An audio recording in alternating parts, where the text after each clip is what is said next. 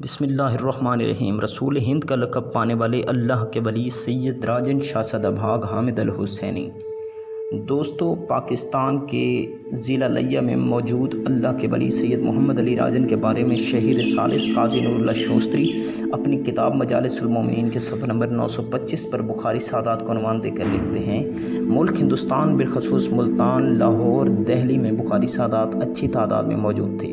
ان کے مورث سے اعلیٰ جلال الدین سرخ پوش تھے۔ انہوں نے عراق سے بخارا ہجرت فرمائی اور محسوس کیا کہ اہل بخارا بنی مروان کے پیروکار ہیں، اس لیے انہوں نے بخارا چھوڑ دیا اور کابل تشریف لے گئے۔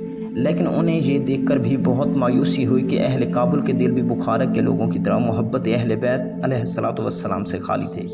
آخر کار وہ بزرگ ہندوستان تشریف لائے۔ ان میں سید محمد علی راجن المعروف سید راجن شاہ بھی پیدا ہوئے، جو حق کی تلاش میں تھے اور تقیہ کو توڑ دیا۔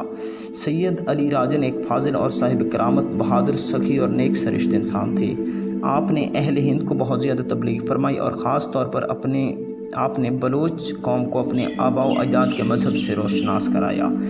دوستو، آج سے تقریباً 650 سال قبل یہ تعمیر کیا گیا دربار آج بھی اپنی مثال آپ ہے اور اس کی تعمیر رانجھا مستری سے کی گئی۔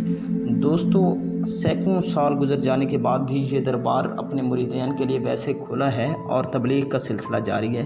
کوشش کریں کہ اس ویڈیو کو زیادہ سے زیادہ شیئر کریں اور دین اسلام کو پھیلانے میں اور پھیلانے والوں کی عزت اور ان کے مقام میں بلندی کا سبب بنیں۔ والسلام۔